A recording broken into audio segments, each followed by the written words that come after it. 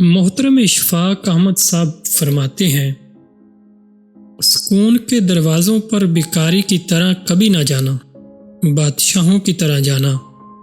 जुमते जुमाते, देते बखेरते। क्या तुमको मालूम नहीं कि भिखारियों पर हर दरवाज़ा बंद हो जाता है? और भिखारी कौन होता है? वो जो मांगे, जो सदा दे, जो तकाजा करे। और शहनशाह कौन होता है? जो दे, अता करे, लुटाता जाए। बस जिस राह से भी गुजरो, बादशाहों की तरह गुजरो, शहनशाहों की तरह गुजरो। देते जाओ और देते जाओ, कर्ज़ो इनायत के बगैर, शर्तो शराइत के बगैर।